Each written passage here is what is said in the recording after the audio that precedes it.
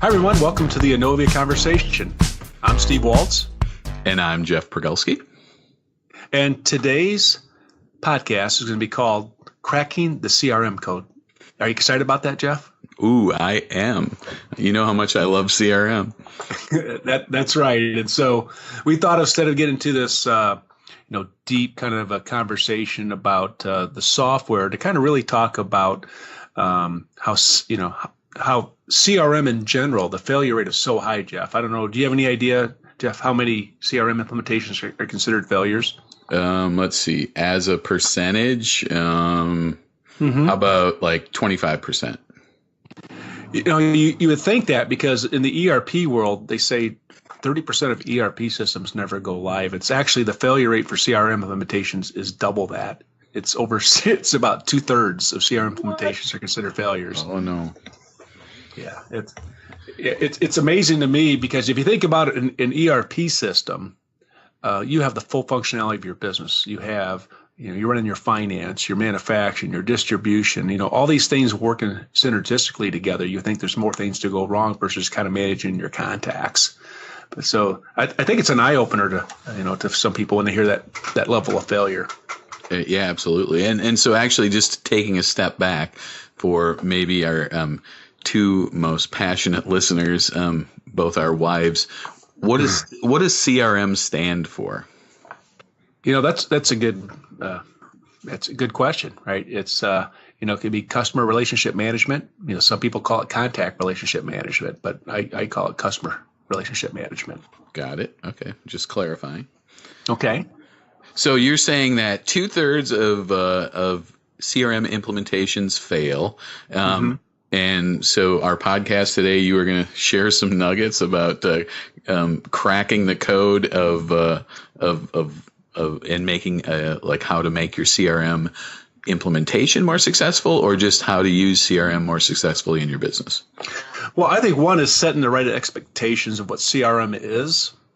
Kind of help you use the data points to make better decisions, like on spending your time and how to allocate resources, and really understand that different people within the organization under different roles want to use the data differently to make decisions. So it's really kind of how you set it up and adoption. So the main reason it fails, Jeff, is adoption, because a lot of times the mindset of when an owner or a VP of sales sees the first sales funnel, they get all excited, right? I want that.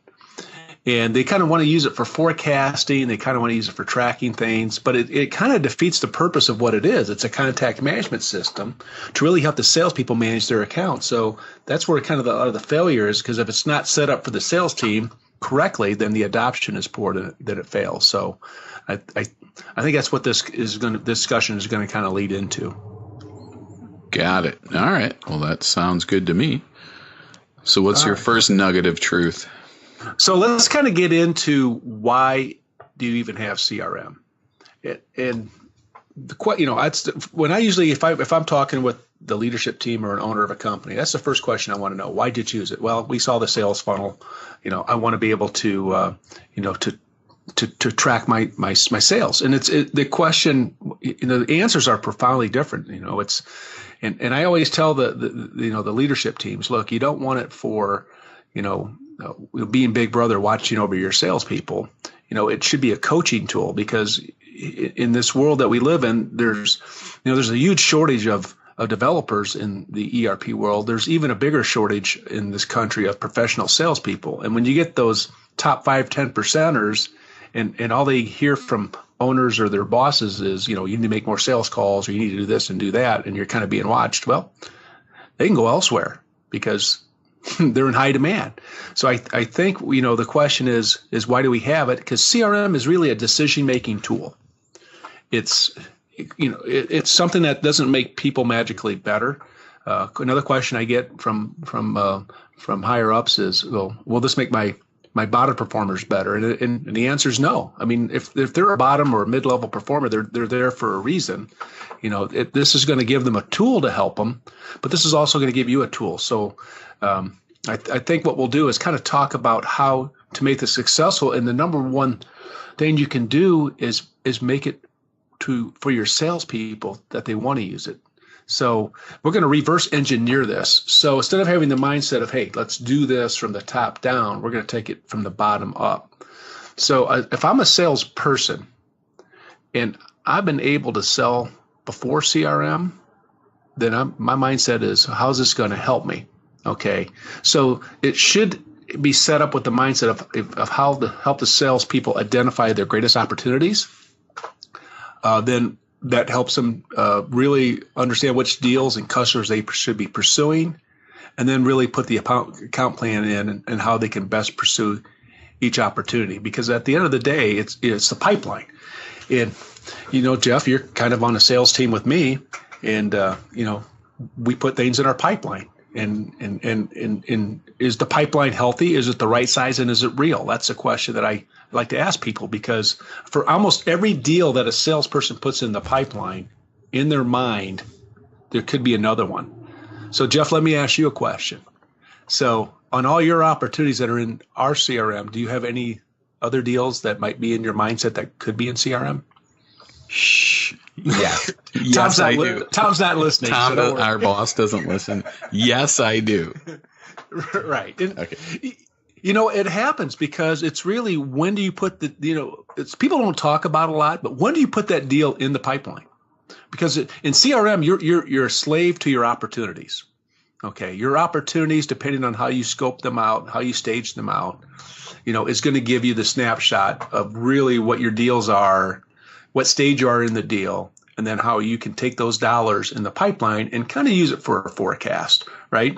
So if you have a closing ratio that's ridiculously high of 75+% for most industries, that's telling you that the salespeople are kind of waiting a little longer to put those deals in, than they should. And a question that I get asked, because I was with a large pharma company and we were using CRM, and then obviously other positions I've been in, but it needs to be a safe thing for the salespeople.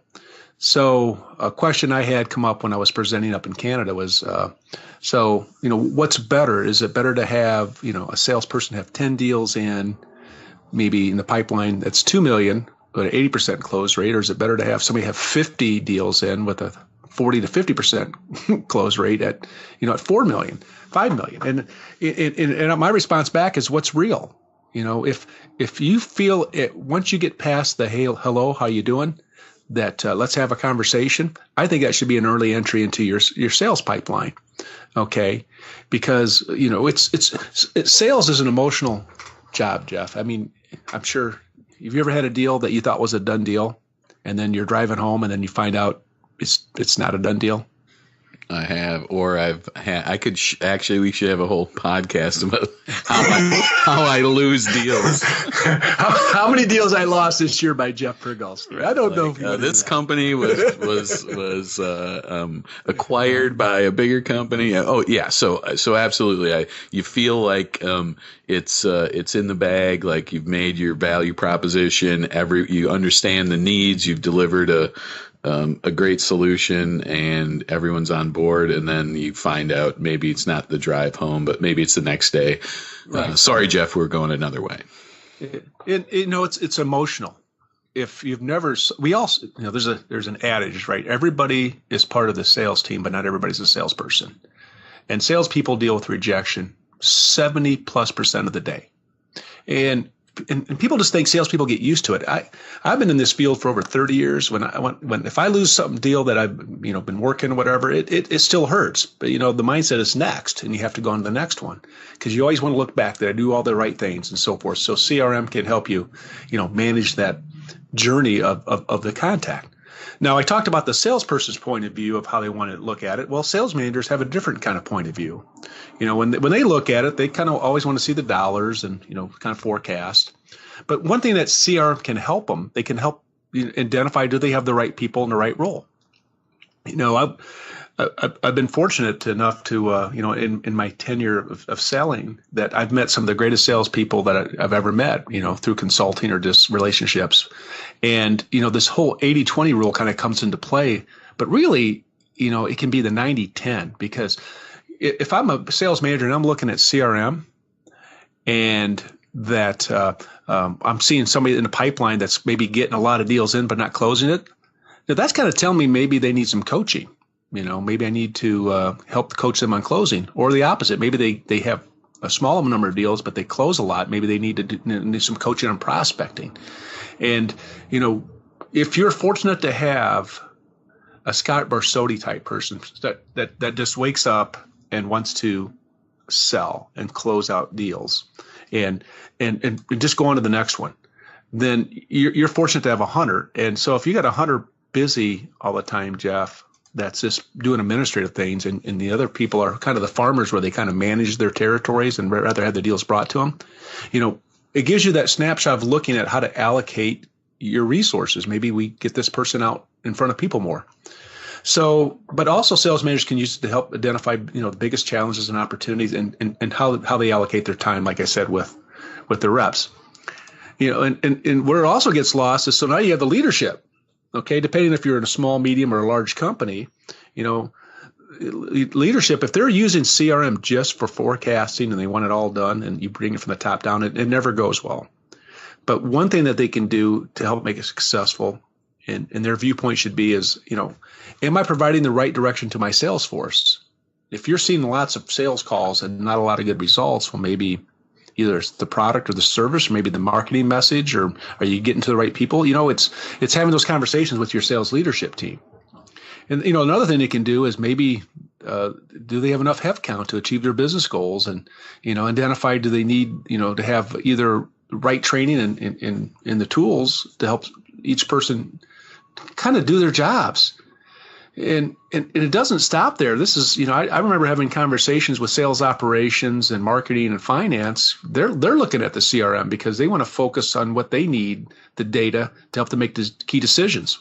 I was with a customer about 2 months ago, and the supply chain person said, "Hey, could this stuff actually help me forecast my for ordering in their raw materials?" I'm like, well, if it's set up correctly, it's going to give you a good snapshot. So, everybody has kind of a vested interest in that. So you think I missed anybody that has a viewpoint on CRM, or you have any questions on that, Jeff?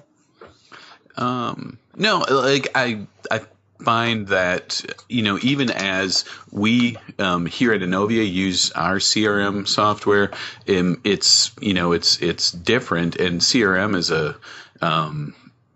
is a really powerful it can be a very powerful software. It can be for a while. I mean, like, I've been at Innovia over 10 years. Like, for a while, we didn't even use a CRM, like when I first started, and we were still a successful, profitable business. And whether it's just the fact that all businesses need to operate more efficiently, on every level, from a manufacturing or production standpoint, from an administration standpoint, certainly from a sales standpoint, I think that that CRM is got to be an important part of any organization that is trying to remain relevant or increase market share, et cetera. And I think ultimately one of the things that I like best about CRM is the fact that it helps provide, I think, better customer service, because being, in tune with your customers, means that I think we're going to, because we become more familiar with them. We put, we put notes and relevant information about preferences, even if it's stuff like, just stuff about billing or whatever, that can all go through a CRM system. And that's all information that, is sort of that, I think sometimes I think of a CRM system as like a salesperson data extraction tool. So you're trying, we all build relationships with customers, and on the sales team, we're the face of the organization. And being able to put that somewhere for the company to benefit from our relationships is a good way to use CRM. So that's my 2 cents on it. Well, I agree. If you think about CRM, what is the goal of companies? The goal is to sell more product or service and improve the customer experience. Okay. And having access to that data, because, some salespeople, it can really depend. When I talk with companies that have, I spoke with somebody this morning, they have one salesperson. And then I talk with companies that have 5 or 10, and some have hundreds. But if you're like that hunter person where you get business in or referrals, you kind of feel that's your customer because you brought them. Well, in essence, once they become the customer of the company, they're the customer of the company. And everybody should be able to improve the experience by having more knowledge. The more you know about the customer, the better you are. I used to tell people when, depending on what level you were at, that everything changes when you're in front of the customer, because the customer will tell you where they're at and what they want. And when more people hear and listen, the better you can adapt to it. And that kind of leads into one thing like this, what I call the CRM trap, because for some reason we are all addicted to this thing called Excel spreadsheets. And Jeff, you've been doing this a long time. It's, how some companies, they have tons of them. And the thing about spreadsheets is you can't, how do you manage off past, right? It gives you the data to interpret things, but it shows you what happened, but it doesn't show you the quality of the activity or what happened or how it got there, right? And so when you go to this CRM and we talk about the failure rate, I mean, the number one reason CRM fails is adoption, but other things that lead to it is, how do you use that, that data? Because if success depended only on what you did or what your process is, follow this path, then shouldn't every salesperson that follows the process perform at the same exact level? And it doesn't happen because sales is an emotional thing, and you're dealing with people.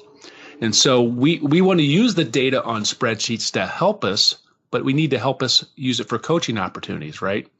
Because, companies try to build it for reporting and forecasting versus a sales tool for salespeople. And we need to have the mindset that this has to be a sales tool for salespeople, the sales organization, the company.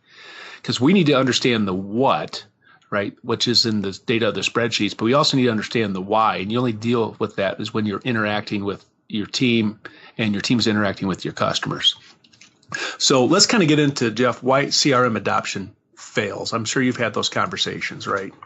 And I have like a checklist of things I'll talk with customers. And most of the times the leadership team will say, did we choose the right platform? And usually the answer is no. It's not that your leadership chose the wrong platform.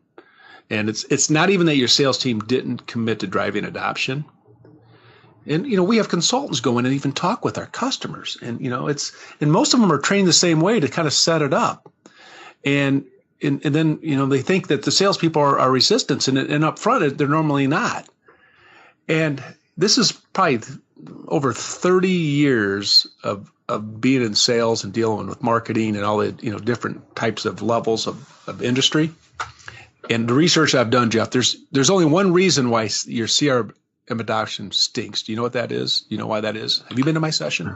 I have not. Let me guess, though. What? It's because you have. I'm going to say you've picked the wrong solution. It is not. So let me give you another hint. Your salespeople ignore your CRM tool for only one reason. It's the $1 million question. I tell people. They ignore it because they don't believe in it. They don't. It doesn't help them sell more. What is the answer? Well, it's very simple. We tend to make it complicated. They ignore it because they can. Oh. So they were able to sell before, like I said earlier. They were able to sell product before, and before CRM, during it, and after. And the mindset of a salesperson is, if you never sold before, if you're an owner of a company, the mindset of a salesperson is bring a deal into the pipeline, work the deal to the pipeline till you get to the close stage. Win it, lose it, go on to the next one, right? That is the mindset of salespeople. So what can you do, to help them do their job? But hey, there's good news. There's a way to drive adoption. So, most companies try different ways, and I know I've been to Tom's session, and it always comes up. Well, just fire one salesperson; they all kind of get the hint, right? So, let's start with Bob or maybe Kevin. Let's fire Kevin and see if that improves our CRM adoption. Okay, I think. Okay, so those will be fun conversations on our next sales call. But anyway, so in the spirit of what I said, right, you have so if you do that, then you have what's called fear management, and that never really works well long term because you want the top 10, top 20% if they're in fear of that. And, so one of the things about adoption, so I like to use Bob because I have a brother Bob and an uncle Bob that are salespeople. And so if you got a guy that's been there 40 years, that the customers love him and they buy from him and they want to deal with him, but Bob doesn't even know how to sign in his password that's named Bob, in his CRM, you going to fire Bob? So you need to have these one-offs for people that, depending on what they contribute. But at the end of the day, the only way you're going to drive adoption is make it indispensable for your sales team. Okay. And so when I first heard of CRM, many years ago, I'm like, what's this? And I kept thinking, is Big Brother watching me? But one of the things that I learned in sales is that if you don't adopt and change, you won't survive. So I'm like, well, this is here for a reason. Let's figure this out. And then you kind of see that, oh, this is great. I can manage my contacts. I can send emails and attach things and see if they actually open things. Those are things that really motivated me to want to use it because it helped me do my job better, right? Because you cannot truly motivate all your salespeople to use it. I remember when at the pharma company, there was a female rep that I known for years, and she said, I didn't put anything in the last 6 months. And I'm like, you didn't put anything what? She's like, I didn't put any activities, nothing in there. And I said, well, that's not a good thing. You need to do it. Well, a couple months later, she disappeared. And so she was even told that she has to, or she's going to lose her job. And for some reason, that's an eye-opening experience, right? And so no more. So the way to drive adoption, when to make it indispensable, is design and build it to really understand the natural selling motions of your sales team. So conversations we would have, you have one person, you have five, are you working on projects? Are you working, your current customers? Are you prospecting or tell me about how how you're stayed out your cycle? Because, once you kind of understand then you can do it. And what's really cool, Jeff, is, I think some of our customers don't realize that there's CRM in Nav and Business Central. So how many percentage do you think of our customers are using that tool right now? Let's see. It's very low. I would say it's probably 20%. And actually, I have I am fortunate enough to be working along one of our clients' CRM journeys, and we're actually doing a CRM implementation for using relationship management in NAV 2018. And it's been eye-opening to just, sort of to your point about how how different organizations use CRM to align to their sales practice.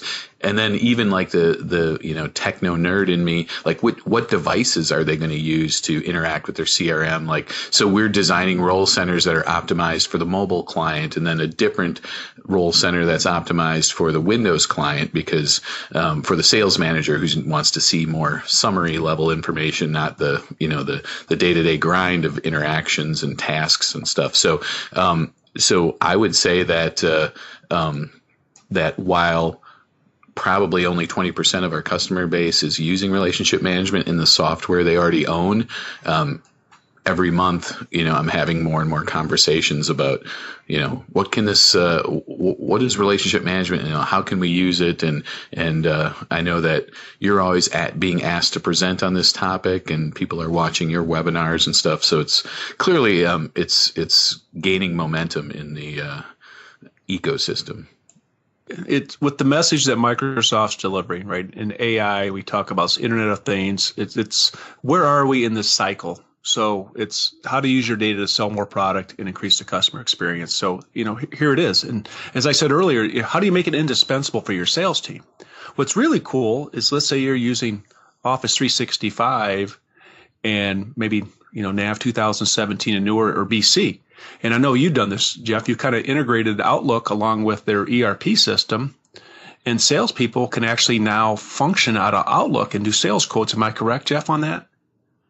Yep, absolutely. It's it's been in the product for a couple of years now, but it keeps getting better and better and easier to work. So I could see a scenario if you're working primarily customer facing, changing quotes and maybe, updating a record here or there. you could just live in your Outlook and never have to leave and be able to do your job because of that connector. To me as a salesperson, if I'm a salesperson, that would motivate me to want to use it, because I remember about a year ago, I'm talking to an owner of a company about adoption. And, I said, you're looking at your computer right now. Are you looking at Outlook? And he kind of goes, yeah. I said, okay, do you have a smartphone? He's like, I do. And I said, so if you can make your CRM like your Outlook, and the need, like you use your cell phone on a daily basis on your smartphone, do you think you'd have better adoption with your sales team? And he goes, I think so. And so, that's the mindset I'm trying to get people, because, we talked about that, but, these opportunities is probably not understood by enough people, because if you're going to survive this low adoption rate of CRM, you need to completely understand how to utilize your opportunities, and then account plans. How do you want to set up account plans? And those are conversations, we can have. And I know, Jeff, we're kind of, pushing the envelope of time here, but I would like to kind of, the end this on, is really understanding that if you build it from the ground up to help your sales team and automate process that exists. So it's one of the few things that, people, when they try to automate, they'll buy CRM and they kind of figure it out as they go along. You need to really have a definition of what you want to do with it. So when you break out what I like to call the 4 processes of CRM, it's called COAT. Okay, because it spells COAT: call management, opportunity management, account management, and territory management. Those are the 4 processes that have to be discussed, and that we don't have time to go in depth here, but we would discuss the power of understanding your process and how to set that up. And I think by kind of starting the discussion there and having an understanding that you got a chance. Right, what you're saying is there's a chance, right? It might be 1 in a million. It might be 1 in a million. What you're telling me is I got a chance. Right, I like it. And so once you go in that mindset, then you get into the grind of how to go in and stage out your sales cycles, and then how to set up internally. But if you don't put the work in up front to kind of go over what we discussed, the failure rate is profound. So, but I think that's really what I have, Jeff. Do you have, I know we kind of covered a lot in a short period of time. Did you didn't fall asleep on me? That's good. I did not. This, and I might say this might be our longest podcast ever. So that's a new record. I'd like to thank everyone who has liked and subscribed to our podcast on the various forms. For those that I'm going to tip my hat to the Ron Burgundy podcast, which is my second most favorite podcast after the Inovia conversation. For those of you listening on what we'll refer to as your flat phones, this is hopefully it provides some valuable content in between when you've got nothing better to do. So we are excited that we're gaining some traction in the space, and I think is our next podcast, is that going to be from our Inovia customer conference, Steve? 2 weeks from today? It's going to be in a couple of weeks, and we're trying to decide if it's best to have it during cocktail hour or during normal business hours. So let's do both. Let's do both. Let's walk around with our big headphones on and our nerdy microphones, and let's see if we can get some people to open up about the dirty secrets of ERP, and we'll have to brainstorm some topics. But everyone, please make sure you stay tuned and tune in for our next one, because it's going to be even better, dare I say, than this one. And this was pretty good. So thanks, Steve, for all that information on CRM. Well, you're welcome, and don't forget to follow us on Twitter at Inovia, and then we are also on LinkedIn, Jeff. I think we're on Facebook. We are. Do we do much on Facebook? We do. Yep, we do. We post a couple times a week, and we post links to some of the presentations that we've had, as well as just some general business ERP, Microsoft technology related posts. So definitely check us out on Facebook as well at Inovia Consulting. And great. So Jeff Pergolski and myself, Steve Waltz, we're also on LinkedIn. Please feel free to reach out to us. And Jeff, I think that is it for today. And thanks everybody for joining. And we'll look forward to catching up to you at the Customer Conference. All right. Thanks, everyone.